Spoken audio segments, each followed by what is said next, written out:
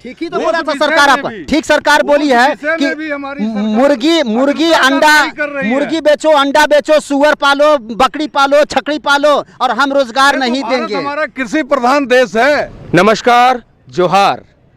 आपके साथ मैं हूं डॉक्टर विवेक पाठक और आप देख रहे हैं खबरों और सकारात्मक बहस का शानदार शो द ओपन फोरम 24। हमारी आज की बहस झारखंड सरकार की ओर से शनिवार को जो कई युवाओं को 10,000 से अधिक युवाओं को नियुक्ति पत्र दिया गया है उस विषय को लेकर हमारी आज की ये बहस है। और इस बहस में हमारे पैनल में जुड़ चुके हैं कुछ जाने माने चेहरे।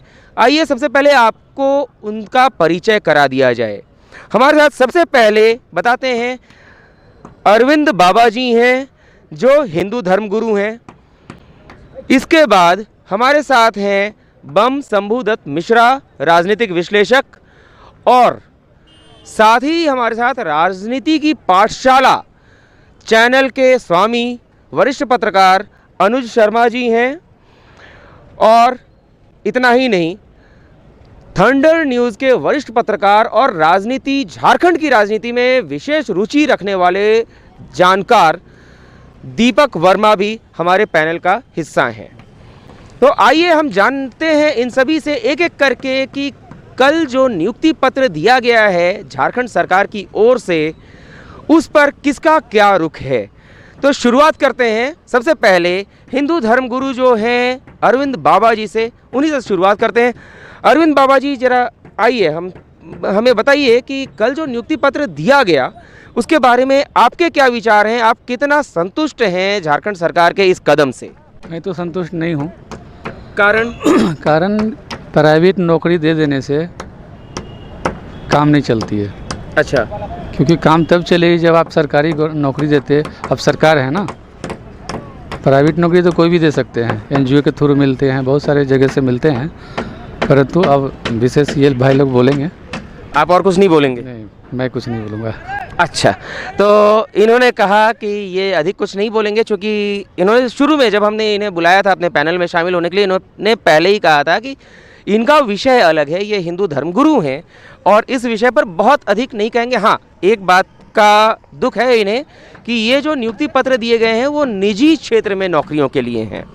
आइए अब बात करते हैं बम शंभुदत्त मिश्रा जी से, उनका क्या कहना है। मिश्रा जी जरा बताइए आपका क्या कहना है, आपकी क्या राय है, सरकार का ये कदम कितना अच्छा है या गलत है? सरकार का कदम इस विषय में अत्यंत ही सराहनीय है, क्योंकि विधानसभा के चुनाव के समय ही कांग्रेस और जेएमएम का जो गठबंधन बना था उसमें ये एक अहम मुद्दा था कि बेरोजगारों को हम रोजगार देंगे।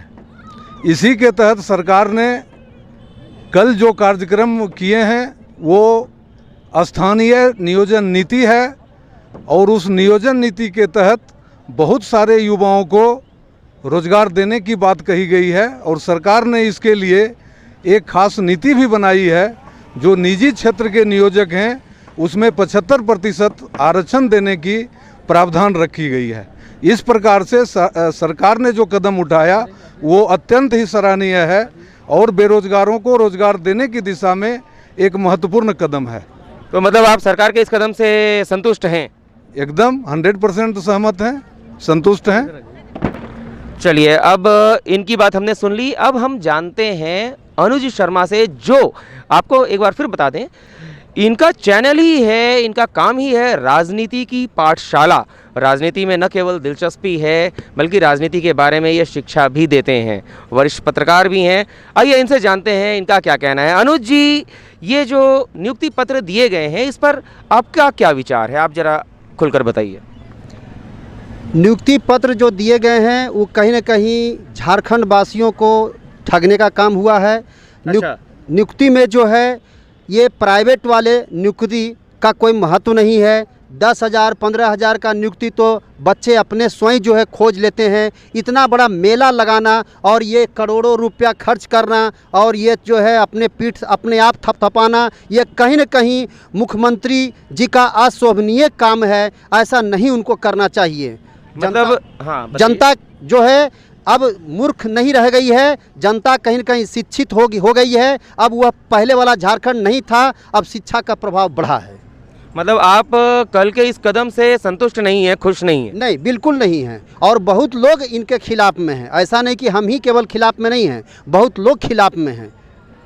चलिए, ये बात थी अनुज शर्मा जी की। अब हम दीपक वर्मा जी से बात करते हैं, इनकी क्या राय है, और उसके बाद हम अपनी बहस को आगे बढ़ाएंगे। शुरुआत करते हैं, पहले दीपक वर्मा से बात करते हैं, उनका क्या कहना है। दीपक जी, आप मेरे नज़दीक आइए।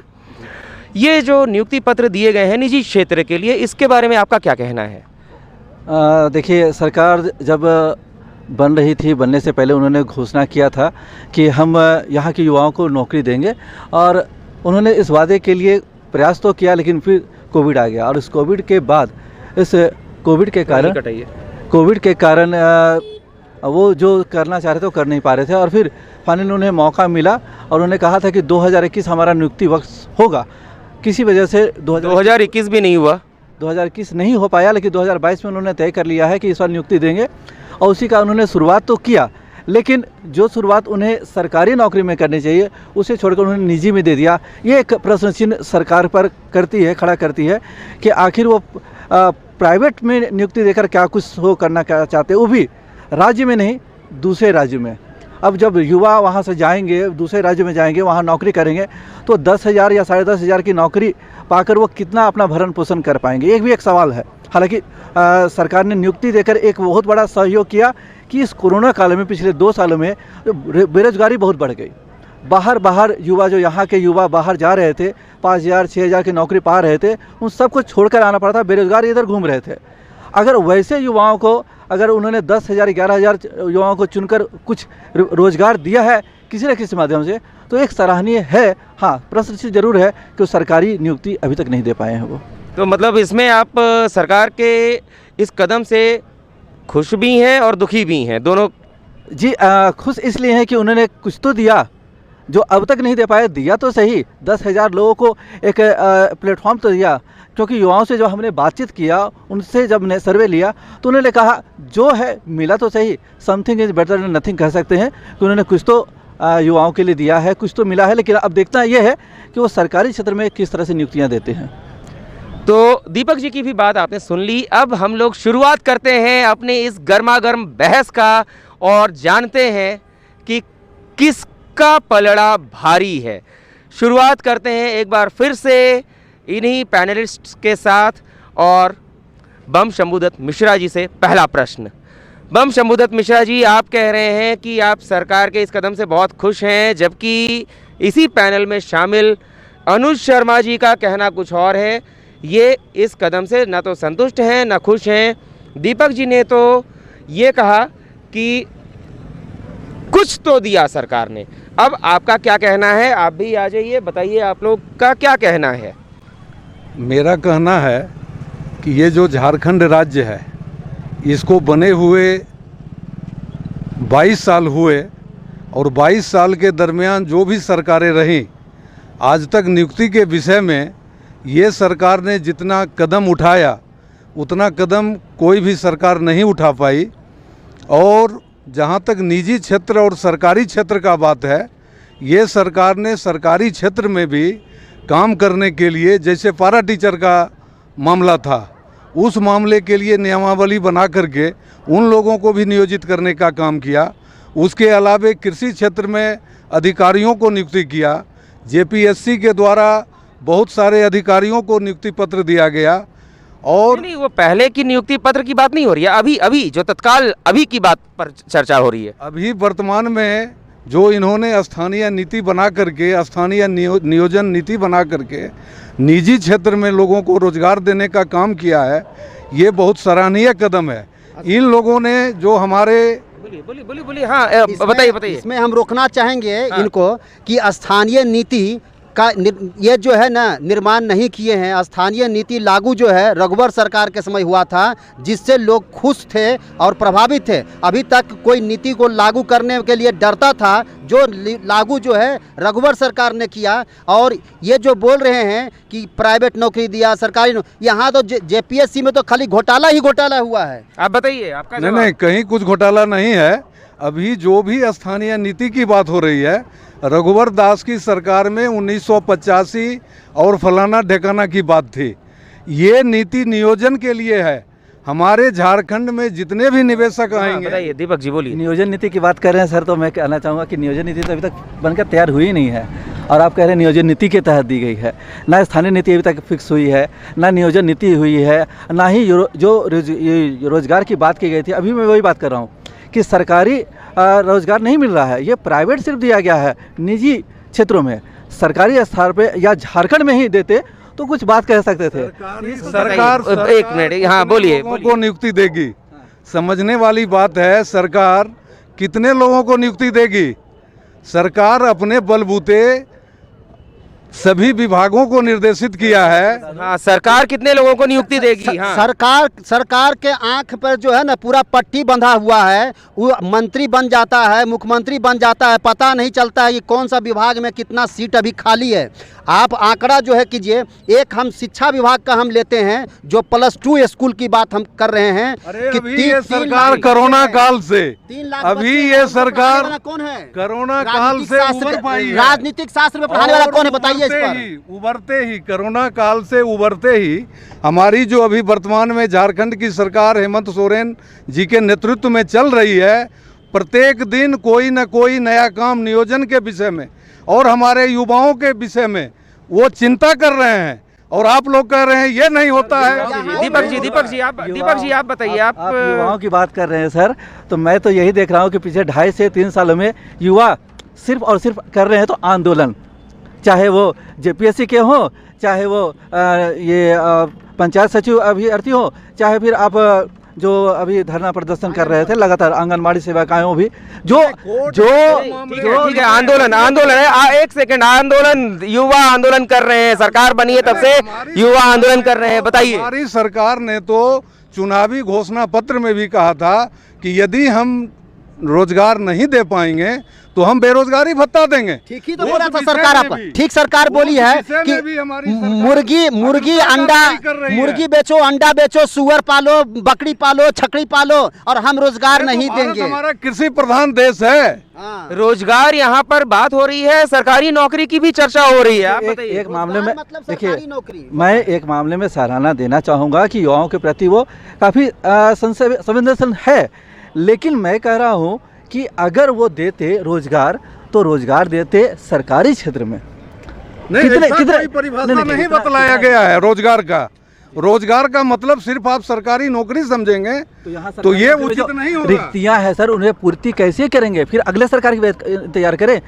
आप एक और बात मैं कह रहा हूँ कि देखिए, मैं सरकार चलती है ना, सरकार कहती है कानून से चलती है, सिस्टम से, संविधान से उसकी योजनाएं होती है। एक मिनट, ऐसे नहीं। पहले एक दीपक जी की बात पहले पूरी हो जाए, उसके बाद फिर आप लोग के पास भी मैं आऊंगा। दीपक जी, मैं कह रहा हूँ कि जो राज्य सरकार, जो हेमंत सोरेन की सरकार है, उन्होंने कहा था कि हम आदिवासियों की सरकार है, आदिवासियों के हित के बारे में सोच रहे हैं, और यहाँ के युवा अब तक ठगे और छले जा रहे थे। उन युवाओं के हित में मैं काम करूंगा, और सबसे पहले मेरी जो प्राथमिकता होगी उनकी नियुक्तियां देना, जो कि पिछली सरकार नहीं दे पाई है सिर्फ। और पिछली सरकार में कई युवाओं ने कहा, जब हमने उनसे बातचीत की थी तो उन्होंने कहा कि हमें सरकार ने वादा किया था, खासकर जेपीएससी की बात करें तो अब तक जो जेपीएससी बार बार विवादों में रहा, अब विवादों में नहीं रहेगा और उनकी नियुक्ति समय पर होगी। और आप देख लीजिए, 7वीं से 10वीं एक ही बार कर दिया, वो भी विवादों में रह गए। तो कैसे कह सकते हैं? सरकार कोशिश कर रही है। कहीं ना कहीं मुझे लग रहा है कि जो गठबंधन बढ़ गई ना, महागठबंधन, वो कहीं ना कहीं एक दूसरे को पैर खींचने का काम कर रही है। अब इसी पर मैं हिंदू धर्मगुरु जो हैं अरविंद बाबा जी से एक टिप्पणी तो लूँगा। आप जरा बताइए, थोड़ा निकट आइए मेरे, आप ये बताइए कि जो आंदोलन हो रहा है युवाओं का और जो विवादों में जेपीएससी का मामला रहा है, इसको लेकर आपका क्या कहना है? सरकार की नियुक्ति पत्र देने से सब कुछ शांत नहीं हो जाता, बताइए। सरकार की नियुक्ति पत्र देने से सब कुछ शांत नहीं होती है, उनको नौकरी देनी पड़ेगी जी। नौकरी है ना? सरकारी या निजी? निजी नौकरी से काम नहीं चलती है। अगर निजी नौकरी लेना होता, प्राप्त करना होता, तो जेपीएससी को तैयारी क्यों करते लोग, एग्ज़ाम क्यों देते लोग? तो ये इन्होंने बहुत बड़ी बात कही है, आप ध्यान से सुनिए, कि अगर निजी क्षेत्र में ही नौकरी करना होता तो जेपीएससी की तैयारी और कंपटीशन की। हाँ जी। नियुक्तियों को लेकर एक बात और मैं कहना चाहूँगा। युवाओं से हमने बातचीत की तो हमने जब पूछा कि आपकी सैलरी क्या है, तो किसी ने कहा 10,000, किसी ने कहा 10,500, ऐसा कुछ कहा। जब मैंने कहा कि डेली वेजेस क्या है, तो उन्हें खुद नहीं पता है कि उनका डेली वेजेस क्या है।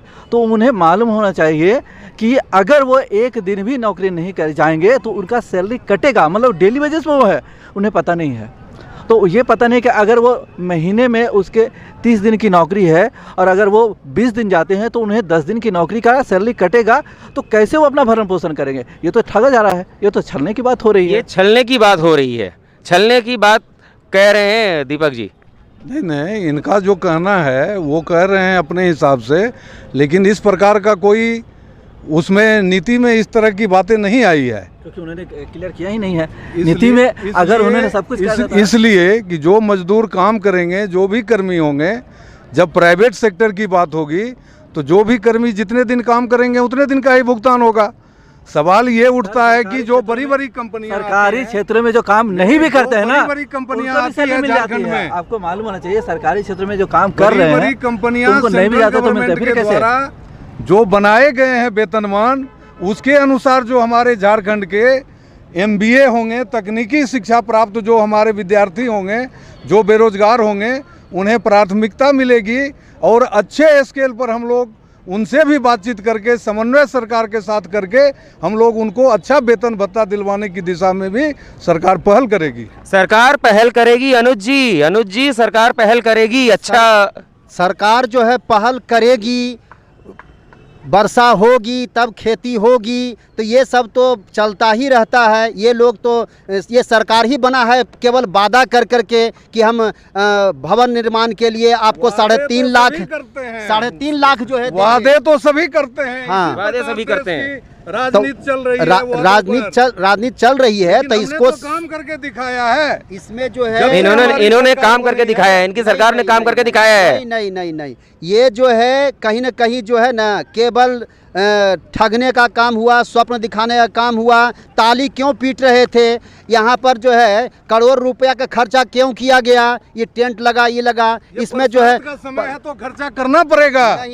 नहीं, लेकिन यहाँ आप सभी को मैं रोकना चाहूँगा। अभी कुछ दिन पहले इसी स्थान पर, मोराबादी मैदान में, इसी स्थान पर भारतीय जनता पार्टी के राष्ट्रीय अध्यक्ष जेपी नड्डा की एक रैली हुई थी, जिसमें काफ़ी खर्च हुआ था।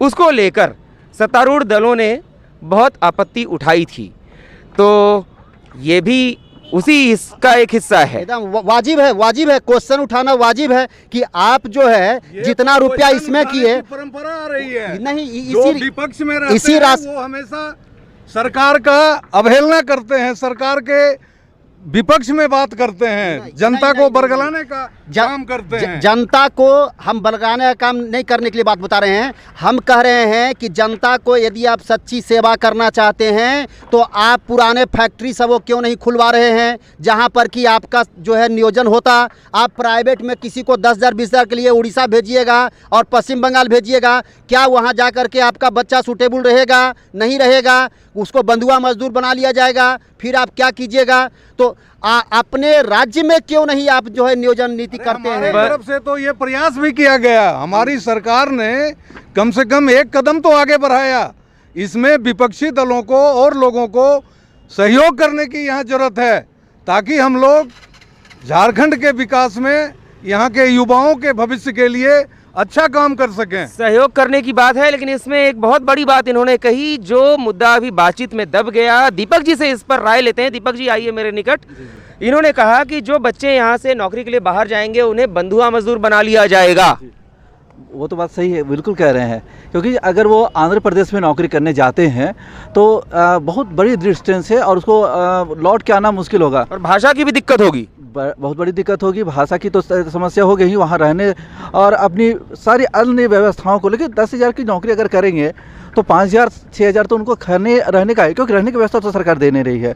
तो रहने खाने की का खर्च होगा, उसके बाद क्या खाएंगे और क्या वो परिवार को भेजेंगे, तो वो तो हो गया सिंगल मैन रह के का काम कर रहे किसी तरह से, तो फिर उन्हें भी कुछ और सोचना पड़ेगी। जबरन नहीं भेज रही है ना, उसके लिए तो यहाँ के लोग इच्छुक हुए, बिल्कुल बिल्कुल उन्हें इस बात की जानकारी दी गई, वो उस कंडीशन पर जाने को राजी हुए, तब तो जा रहे हैं। लोग तो काम करने झारखंड से विदेश भी जाते हैं, किस प्रकार रहते हैं आपने तो देखा होगा।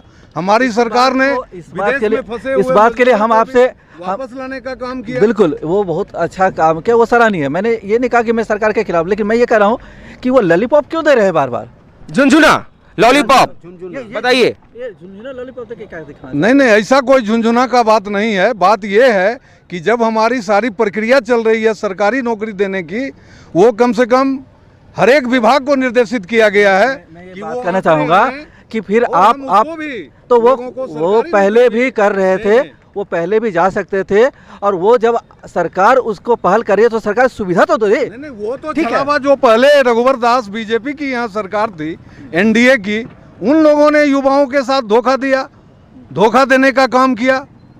पंचायत सचिव के बारे में आप क्या कहना चाहेंगे, जिसका कि जो है पूरा नियुक्ति प्रक्रिया पूरा हो चुका है, उसको बस केवल देना था, तो केवल नियुक्ति पत्र देना था, तो क्यों ये जो है रोक लगा करके यहाँ जो है प्रक्रिया में चल रही है, आयोग के अधीन मामला है या कोई न्यायालय से संबंधित मामला है, उस पर सरकार अपनी नजर रखी हुई है और उसका विधि विभाग न्यायालय में नहीं है, उसका न्यायालय में नहीं है, वो केवल रोड पर युवा को लाने का, शिक्षित युवा को वो जो है नहीं कर सकते। विषय का विषयांतर मत कीजिए आप, विषयांतर की बात कहाँ आ रही है? विषयांतर आप कर रहे हैं ना? नहीं, विषयांतर नहीं आ रहा है, आप जो है अपना मुद्दा से आप भटक रहे हैं। हमारी सरकार रोजगार देने का काम कर रही है, आपकी सरकार रोजगार छीनी है, मत कीजिए। आपकी सरकार रोजगार छीनी है।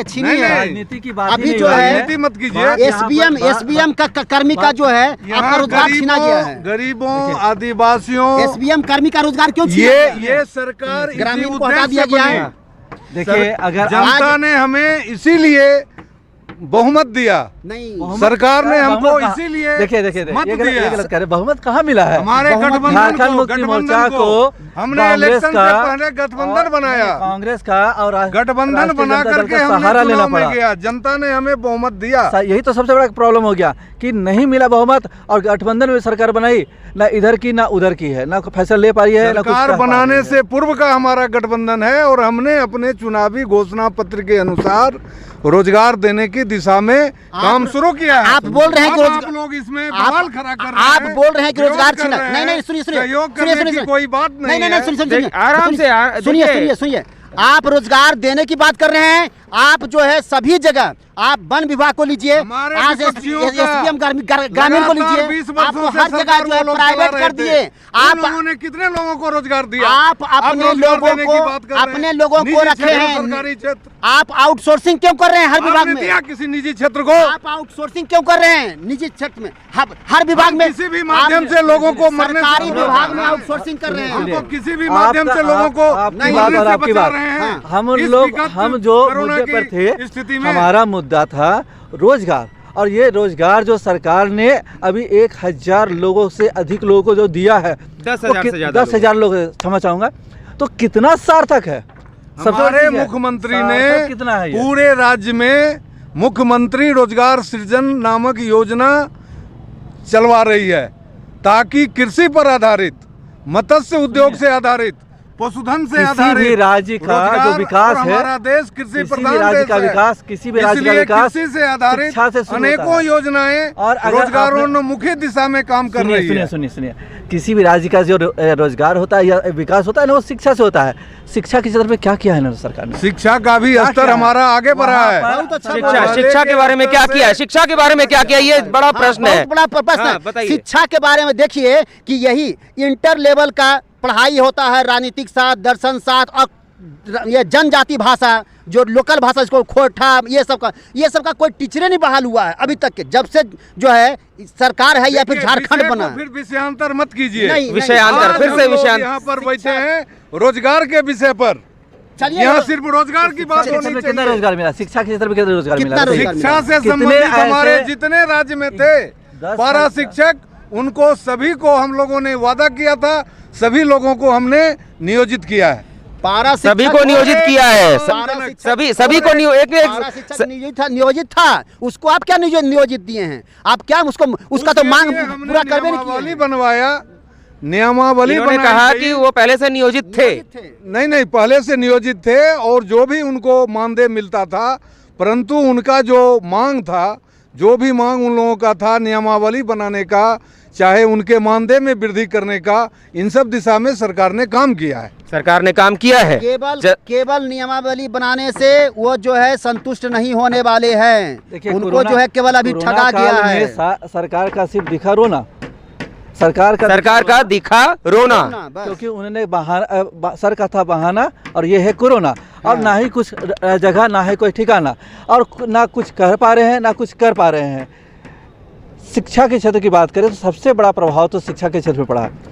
कोरोना की वजह से सारे स्कूल बंद हो गए, सरकारी और निजी विद्यालय। झारखंड में ही नहीं पड़ा, ये पूरे वैश्विक स्तर पर इसका प्रभाव है। निजी की बात करें, प्रभावित हमारा निजी क्षेत्रों में बात करें तो जितने भी झारखंड को ही विद्यालय थे, बहुत से निजी, सरकार को 243, मैं आपको बता दूं आंकड़ा, 243 से अधिक विद्यालय झारखंड के हैं जो निजी विद्यालय हैं, वो बंद हो गए। क्या वहाँ के शिक्षक क्या कर रहे हैं? अब उनका कभी उन्होंने सोचा? सरकारी क्षेत्र में तो कुछ कर ही नहीं रहे, तो प्राइवेट क्षेत्र में भी तो कुछ करे। आपने कहा दिया आंध्र प्रदेश में नौकरी, क्या यहाँ के युवा यहाँ के लायक नहीं है? क्यों यहाँ नहीं दे रहे हैं? यहाँ के युवा यहाँ के लायक नहीं है। जरूर मिलेगी, यहाँ भी मिलेगी। यहाँ जो प्राइवेट सेक्टर के जो भी प्रतिष्ठान हैं, उसमें भी यहाँ के स्थानीय। कब मिलेगा अनुज जी कब मिलेगा यहाँ? ये केवल फिर से ठगेंगे, बोलेंगे अबर देंगे और फिर 3 साल बीत गया, 5 साल बीत जाएगा, फिर चुनाव आ जाएगा, चुनाव में फिर लोग ये कह रहे हैं कि कानून झारखंड की सरकार ने पहल नहीं किया, कानून नहीं बनाया। हमने अपने कैबिनेट में, हमारी सरकार ने अपने मंत्रिपरिषद में इस विचार को ला करके 75% स्थानीय युवाओं को, स्थानीय लोगों को रोजगार देने की दिशा में महत्वपूर्ण कदम। सभी को रोजगार मिल गया? 75% मिल गया क्या? 75% जो बात कर रहे हैं, एक मिनट 75% जो आप बात कर रहे हैं, पहले क्या झारखंड में विदेश का आदमी आता था? प्राथमिकता दी जाएगी। 3rd ग्रेड 4th ग्रेड में तो 75% क्या 100% लोकल लोग काम करता था। अभी क्या बात हो गया है? सबके लिए काम कर रही है, इसका मतलब आप लोग ये मत समझिए जनता जो है गुमराह नहीं होगी, जनता गुमराह नहीं होगी, जनता गुमराह नहीं होगी। दीपक जी आप बताइए। अनुज जी जरा शांति, माहौल थोड़ा शांत होना चाहिए, सबकी बात समझ में आए। बाबा जी आप बताइए, क्या जनता गुमराह होगी कि नहीं होगी? अच्छा एक चीज़ बताइए, आप लोगों ने बोला 10,000 को नौकरी मिली, कहाँ तक वो सार्थक है? वही प्रश्न है, हमारा प्रश्न यही है, कहाँ तक वो सार्थक है? और झारखंड की आबादी 3 करोड़ की है। 3 करोड़ की आबादी आपने कितने को दिया? तो ये प्रक्रिया सतत चलते रहेगा ना। कितने को दिया? ये तो प्रथम प्रयास किया गया। आपने कितने को दिया? 10,000। वो भी कहाँ तक सार्थक है भाई? प्राइवेट नौकरी आज है कल नहीं रहेगी, फिर आज है कल नहीं रहेगी। बिल्कुल। फिर उसके बाद लोग क्या करेंगे? लड़के लोग जो कहाँ जाएंगे? अरे आप वर्तमान को देखिए, भविष्य तो वर्तमान ठीक होगा, भविष्य भी ठीक होगा। वर्तमान ठीक होगा, भविष्य भी ठीक होगा। और इसी के साथ हम लोग आज की इस बड़ी बहस को यहीं समाप्त करते हैं, क्योंकि आपने देखा कि ये बहस बेनतीजा रह रही है। कोई सरकार के पक्ष में है, कोई विपक्ष में है, और यहाँ पर बम शंभुदत्त मिश्रा जी पूरी तरह से सरकार के पक्ष में अपना तर्क रखते हुए, दीपक जी न्यूट्रल होते हुए, लेकिन साथ ही इन्होंने सरकार के पक्ष और विपक्ष में भी बातें कही हैं। अनुज शर्मा जी ने स्पष्ट रूप से कहा कि ये सिर्फ एक छलावा है, और हिंदू धर्म गुरु अरविंद बाबा जी तो साफ साफ कह रहे हैं कि ये जो काम हुआ है ये सार्थक कितना होगा। ऐसी ही एक और बड़ी बहस के साथ, बड़ी खबरों के साथ हम आपके सामने जल्द ही आएंगे, इसलिए बने रहिए हमारे साथ। नमस्कार।